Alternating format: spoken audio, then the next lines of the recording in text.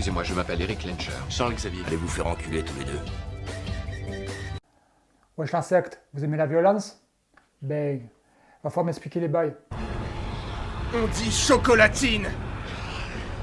Les Parisiens, donc la France entière, disent un pain au chocolat, Dakil. Un pain au chocolat. Si tu dis pain au chocolat, alors tu es con. Seuls les Toulousains sont aussi absolus. Je ferai ce que j'ai à faire.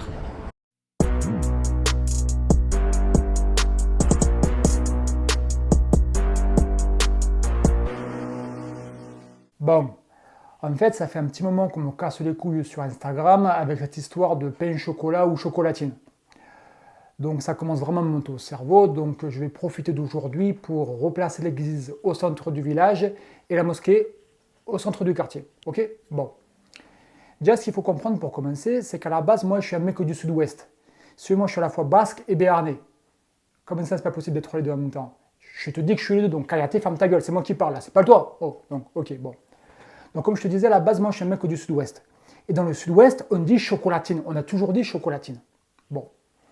Ce qu'il faut savoir, c'est que le sud-ouest, c'est une terre d'hommes, mais de vrais hommes, de rajel, comme on dit au Maghreb. Ce qu'il faut savoir, par exemple, à l'époque des rois, à Paname, à Paris si tu veux, ils commençaient à devenir des vrais tafioles. Tu sais, les rois, les aristocrates, ils commençaient à mettre des perruques, tu sais, comme Bilal Hassani. Et du coup, les mecs ne pouvaient plus se défendre. Ben ouais. Comme un mec qui a une perruque peut se défendre. Tu auras une perruque, tu saurais te défendre, toi? Non. Voilà, imagine Bilal Hassani, il se fait, je sais pas, attaquer dans la rue. Est-ce qu'il pourra se défendre? Non, il ne pourra pas se défendre avec sa perruque. À la limite, il pourra chanter Bonsoir Paris, yeah. Mais c'est tout, tu vois ce que je veux dire. Donc, les mecs à Paris, ils ne pouvaient plus se défendre. Donc, ce qu'ils faisaient, ils allaient chercher les mousquetaires du roi dans le sud-ouest. Parce que si tu veux, à l'époque, les mecs du sud-ouest, ils étaient vus comme les thugs en France, tu vois. Et parmi ces mousquetaires-là, tu avais par exemple Aramis. Alors en fait, Aramis, si tu veux, je suis son descendant direct, c'est mon ancêtre. Comment ça, est-ce que j'ai un test génétique? Kayate, je t'ai dit, ferme ta gueule, c'est moi qui parle, c'est pas toi. Oh, bon. Bref, Aramis. Donc Aramis, comme je te disais, c'est mon ancêtre. Aramis, donc, c'était un mousquetaire du roi, donc c'était un homme d'épée. Le gars savait se taper. Mais c'était aussi un homme de foi, il était très, très, très croyant. Et donc, homme d'épée, homme de foi, et en plus, c'était un homme en femme.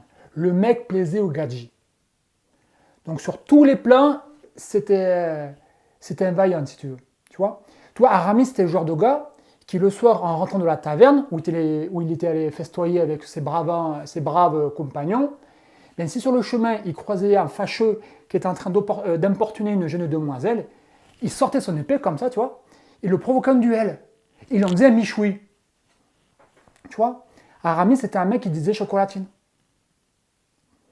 Dans la même veine que Aramis, tu as aussi Cyrano de Bergerac. Alors Cyrano de Bergerac, c'est le même profil. Le mec, il fout des coups de boule, il bouffe des grosses entrecôtes comme ça, et il écrit des superbes poésies pour draguer les femmes. Vous auriez bien dû rester neutre. Où vais-je vous larder, dindon? Dans le flanc, sous votre maheutre, au cœur, sous votre bleu cordon. Les coquilles teintes. Ding dong. Super stylé. Cyrano disait chocolatine. Le sud-ouest, c'est également la terre de mon grand-père. Et donc là, je vais te parler un petit peu de mon grand-père. Si tu veux dire, dès la naissance, c'est épique mon grand-père. Parce qu'en fait, lui, il est né dans une ferme, dans la montagne, mais dans l'étable de la ferme. Dans de la paille, avec des brebis autour. Donc si tu veux, il a la même naissance que Jésus. Donc toi, dès la naissance, le gars, il se place dans l'échelle de l'humanité entre les prophètes de Dieu et Zidane. En fait. Donc dans l'humanité, tu as les prophètes, tu as mon grand-père et tu as Zinedine Zidane. Tu vois, dès le début, c'est stylé.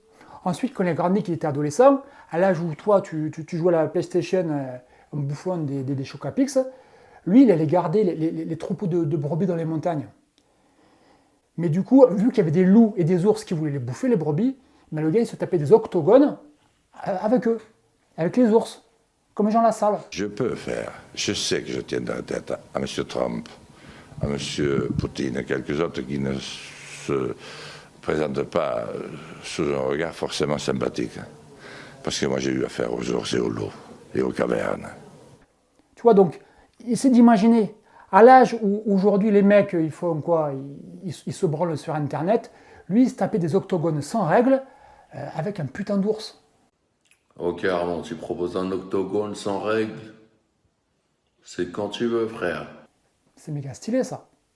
Tu vois, après, il a grandi et il a dû prendre le maquis parce que t'as des Allemands qui se sont ramenés dans ces montagnes. Du coup, le mec, il a pris son fusil de chasse, il est parti dans le maquis. Tu vois, il était comme ça, il marchait. Et quand il a croisé Hans et Walter, ils sont arrivés, ils lui ont fait « Hey, Guten Tag, Ravensburger !» Mon grand-père fait « Ouais, c'est ça ta gueule !» Pouah, pouah, pouah. Il leur a niqué leur grand-mère. Tu vois. Et après la guerre, mon grand-père, il s'est marié. Mais vu qu'il ne voulait pas que ses enfants ils naissent dans une étable comme lui, parce qu'il il est monté à Paris. Il est devenu gardien de la paix. Donc ça veut dire que techniquement, mon grand-père, en mai 68, il a été flic, il a pu se retrouver face à Daniel Cohn-Bendit, qui est un putain de pédophile notoire. La sexualité d'un gosse, c'est absolument fantastique. C'est quand même, il faut être honnête, sérieux, un petit gosse. Moi j'ai travaillé avec avant les tout petits, là, les tout petits c'est autre chose, mais avec des gosses qui avaient entre 4 et 6 ans. Bah, vous savez, quand une petite fille de 5 ans et demi, commence à vous déshabiller, oula, c'est fantastique. C'est fantastique parce que c'est un jeu absolument. Et il a dû me foutre des coups de matraque comme ça, tu vois, même du coup dans son cul là, dans son cul de pédophile là. Tiens, il a tenté d'interdire, là. Tiens. Et un mec qui a défoncé Daniel Cohn-Bendit, il ne peut que être respecté, tu vois ce que je veux dire? Si tu veux, mon grand-père, c'est le genre de mec, une fois, il s'était baladé avec son fils, donc avec mon père, dans les montagnes, chez nous, là-haut, dans les Pyrénées. Et en fait, à un moment, ils arrivent au sommet de la montagne, comme ça, ils contemplaient tous les deux le paysage, c'était magnifique, tu vois.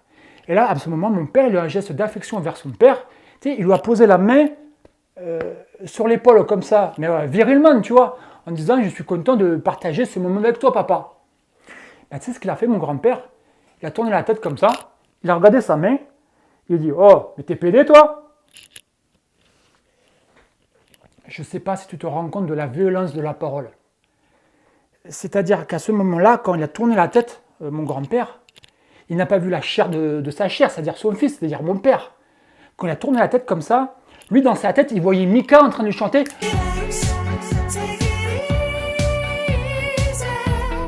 Je ne sais pas si tu te rends compte le niveau de violence du truc. Si tu veux, mon grand-père, quand j'étais minot, et que je me cassais la gueule en vélo, que je pleurais comme une merde, il passait devant moi comme ça, il me disait « Oh, est-ce que tu peux encore marcher ?» Je disais « Ouais ». Il me disait « Arrête de pleurer, ça gâche l'eau. » Putain, arrête de pleurer, ça gâche l'eau. Je ne sais pas si tu te rends compte de la punchline que c'est. Non, tu ne te rends pas compte, t'es con toi, bref. Mais je ne sais pas si tu te rends compte. C'est-à-dire que le mec était déjà en avance sur son temps.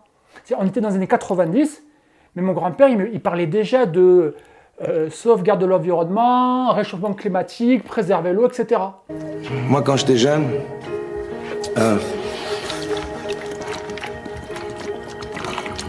le Dorlo, dans 20-30 ans, il n'y en aura plus.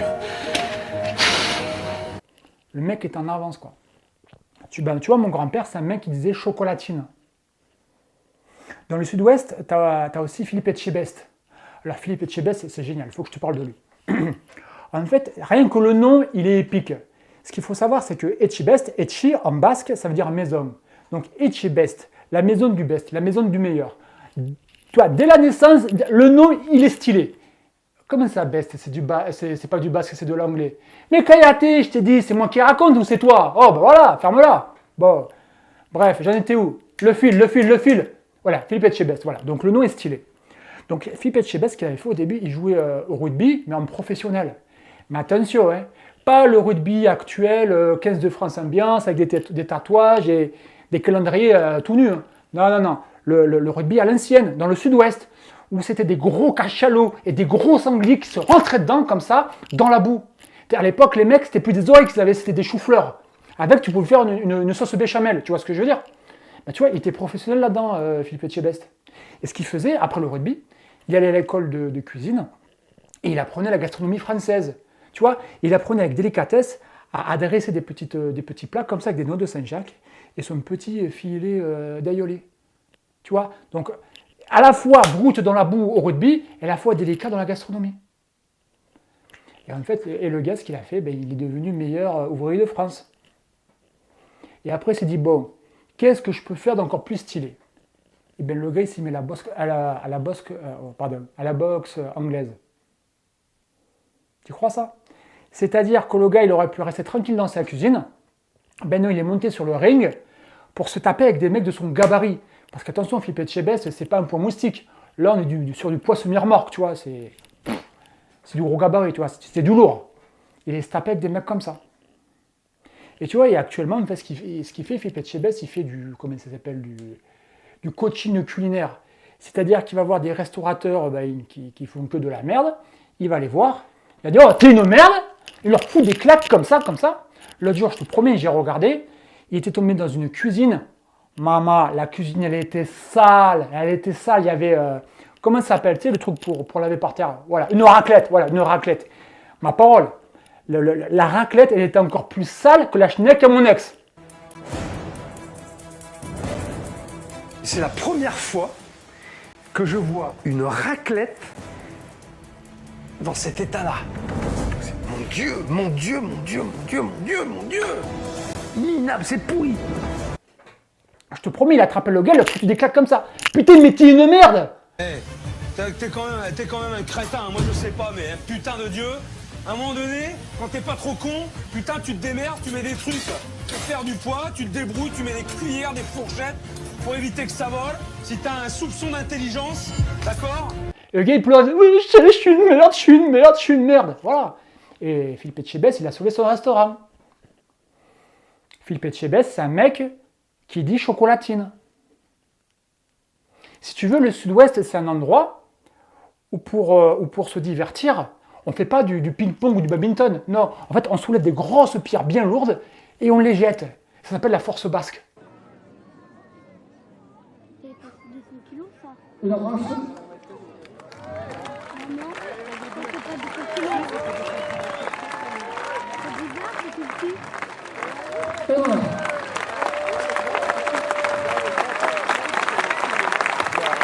Tu vois? Voilà. Et c'est des gars comme ça que vous voulez faire chier avec cette histoire de chocolatine et de pain au chocolat?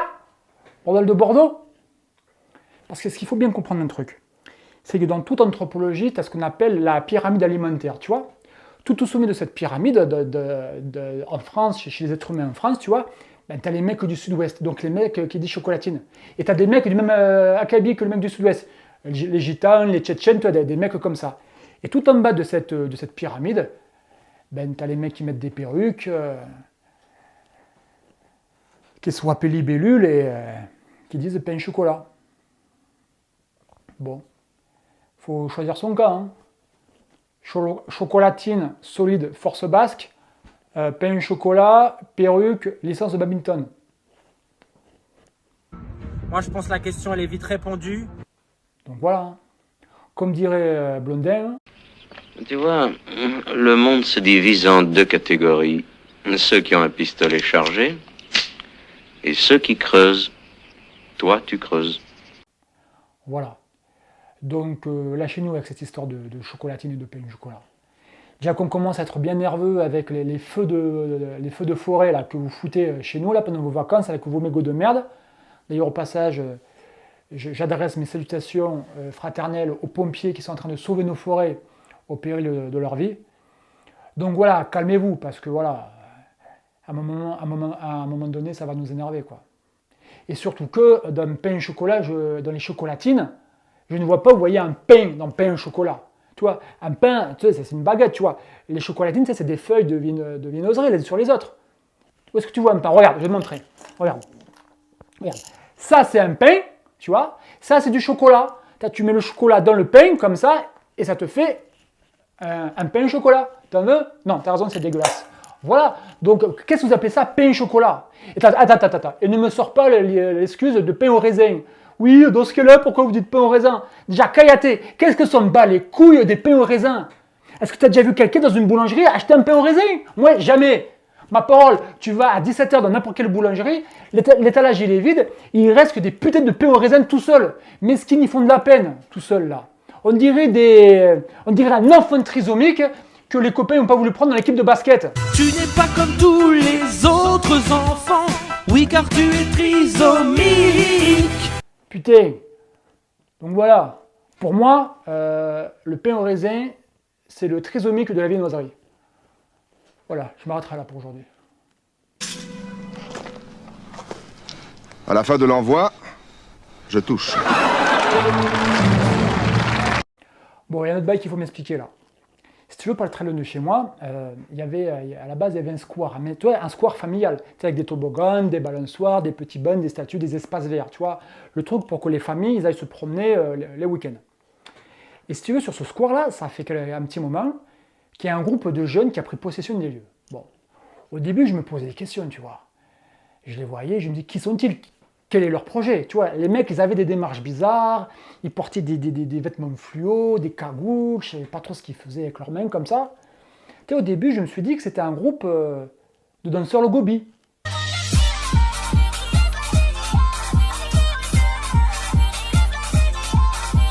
Tu vois?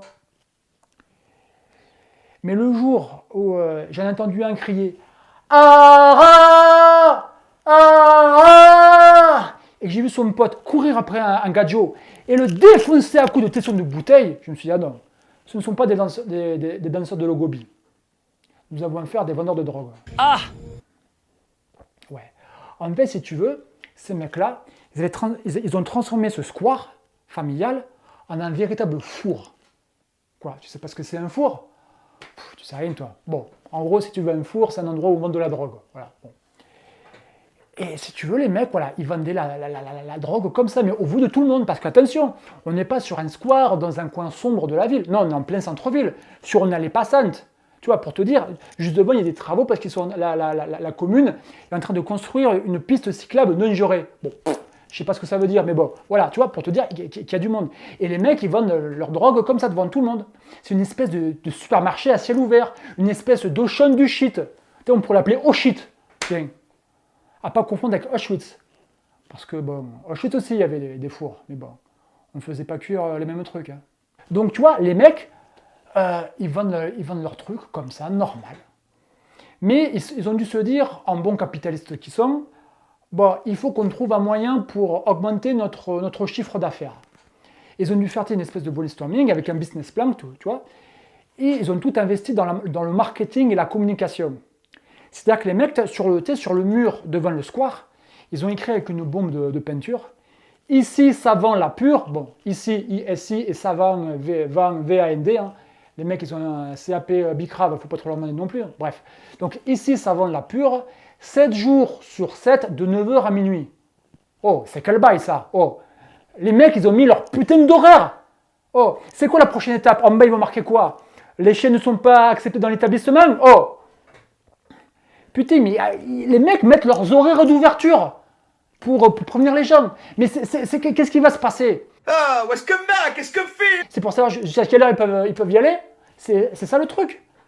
Je sais pas qu'est-ce qui va se passer. Et imagine le client qui est chez lui, là, on va l'appeler comment? T'es un prénom de Yankee, là. Voilà, Mathéo, c'est très bien, Mathéo. Mathéo, il va être chez lui avec son pote, là. Ils sont en train de se branler sur Pornhub. Et après l'éjaculation, tu sais, pendant la période réfractaire, il faut se dire, tiens, je me ferais bien un petit joint. Oh, mais j'ai plus de shit. Vite, il faut que je me dépêche avant que ça ferme. Ils vont courir au shit et imagine, le gars, il arrive à minuit 1 et ça ferme à minuit. Tu vois, qu'est-ce qui va se passer? Le mec, il sera en train de fermer les grilles. S'il vous plaît, monsieur, laissez-moi rentrer, j'en ai pour que 2 minutes. Oh, c'est quel fucking bail, ça?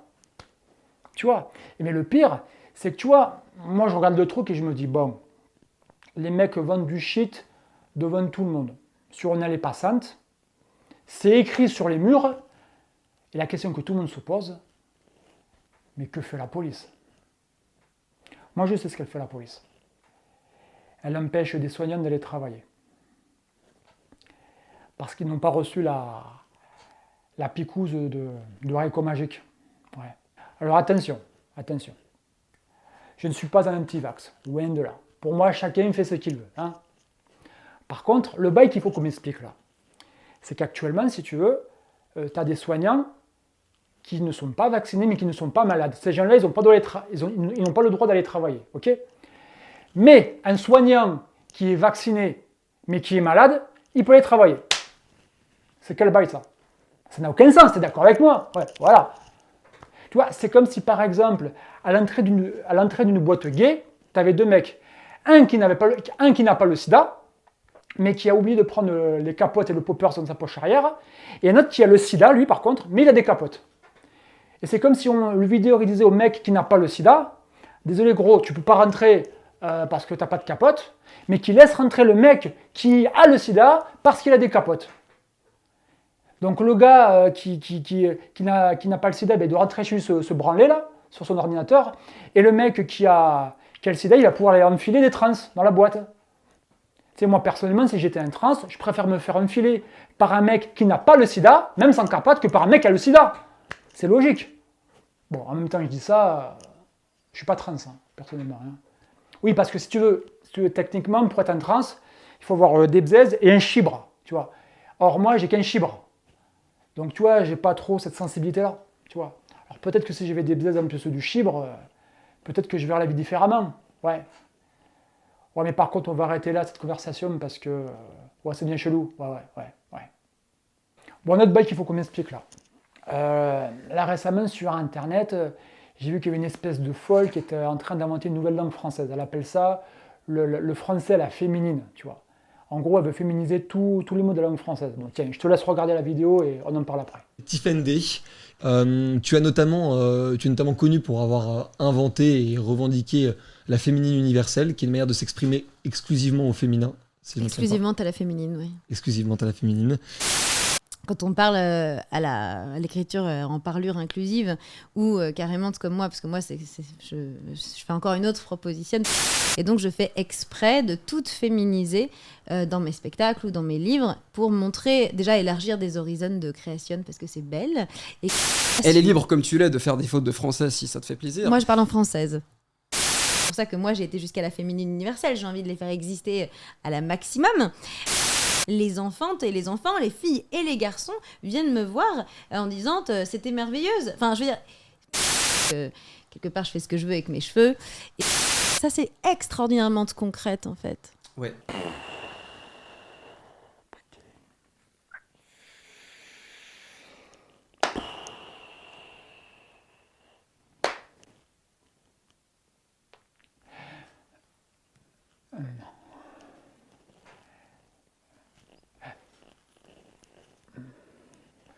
Tu sais quoi? Kayate, ta gueule. Bon. Cette fille est la preuve vivante des méfaits du régime vegan sur l'organisme humain. Parce que, ouais, faut pas me la faire à moi. Ça se voit que la meuf ne mange pas de viande, tu vois. Elle est toute blanche, toute blême, elle a des yeux globuleux, on dirait Gollum. La meuf est carencée en fer et en hémoglobine, ça se voit qu'elle ne mange pas de la viande, celle-là. Pour nous sortir des conneries pareilles. Je suis antispéciste, mais... Putain. Parce que tu vois, à mon avis, elle, son raisonnement, ça a été ça. Elle se dit, bon, j'ai la trentaine, je me fais chier dans la vie parce que ça fait des années que je ne suis pas pris un chibre. Vu que tellement je suis chiante qu'il n'y a aucun mec qui veut me la mettre à part des hommes soja. Mais bon, les hommes soja au lit, ils ne sont pas travaillants, hein, tu vois. Donc, qu'est-ce que je vais pouvoir faire pour m'occuper dans ma vie? Ben tiens, je vais niquer une des langues les plus stylées au monde. Oui, parce que si tu veux, dans le monde, tu as 2 types de langues. Tu as les langues stylées, comme l'italien ou l'arabe, par exemple, tu vois. Et tu as les langues, tu ne sais pas trop à quoi elles servent, comme l'allemand ou le turc. T'as déjà essayé de darguer en allemand, toi? Bon, non, de toute façon, avec la gueule que t'as, ça sera compliqué, tu vois. Comme on dit je t'aime en allemand, ich liebe dich, ça fait pas envie, tu vois. Bon, bref. Et le français, ça fait partie des langues stylées. Tu vois, le français, c'est la langue de la littérature française. C'est en français qu'on écrit Notre-Dame de Paris. C'est en français qu'on écrit Le Trois Mousquetaires, Les Misérables, tu vois. Et la meuf, elle veut niquer cette langue-là. Parce que le truc, faut écouter les bails. Hein. Si tu veux, elle met des E partout. Ça donne des phrases du style... Élargir des horizons de création. Ouais, je ne sais même plus si c'est du français ou de l'espagnol, le truc, là. Pareil, elle veut plus qu'on dise « il pleut », elle veut qu'on dise « elle pleut ». Oui, bah du coup, « elle pleut », ça vous dérangera pas? Parce que si tu veux, pour elle, en fait, si tu as des femmes qui se font violer, c'est parce qu'on dit il pleut et pas elle pleut. Mais ça n'a aucun sens. C'est totalement con et débile. Oh. Mais le mindfuck géant, je veux dire.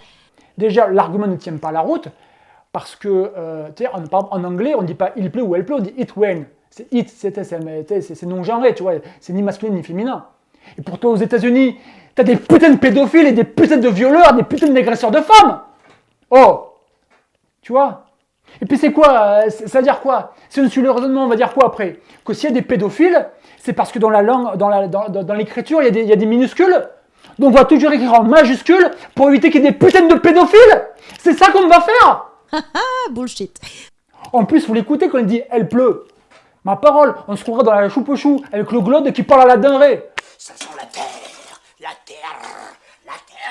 la denrée. Ça sent la terre après la pleut. Parce que par ici on dit pour la pluie, on dit la pleut parce que c'est encore plus mouillé. La terre après la pleut. Donc voilà, tu vois, ça n'a aucun sens. C'est moche en plus de ça. Donc c'est quoi la prochaine étape? On ne pourra plus appeler les bits d'amarrage des bits d'amarrage. Il faudra appeler ça des schnecks d'amarrage. C'est à ça qu'on va arriver? C'est bonne. C'est pas bonne du tout. Et en plus de ça, c'est dangereux. Parce que si tu veux, je vais t'expliquer. À la base, si on a une langue et un langage commun, c'est pour qu'on puisse communiquer et se comprendre. Tu vois, ce qui nous permet, toi et moi, de communiquer et que je te casse pas la gueule, malgré que tu me casses les couilles à rien comprendre, tu vois, c'est que je te parle, tu me comprends et... voilà. Mais le problème, c'est qu'un pays où on parle tous la langue que l'on veut, des langues différentes, on ne se comprend plus. Et un pays où on ne parle pas la même langue, ça a existé. Ça s'appelait la Yougoslavie. C'est comme ça a commencé la guerre de Yougoslavie. En fait, à la base, tu avais Yuri et Slobodan, ils marchaient ensemble.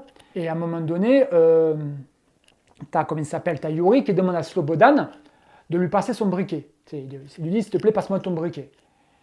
Mais Slobodan, il n'a pas compris ça. Slobodan, vu qu'il ne parlait pas la même langue, il a compris ta mère porte des strings. Ça l'a énervé, Slobodan. Donc qu'est-ce qu'il a fait? Il a défoncé Yuri.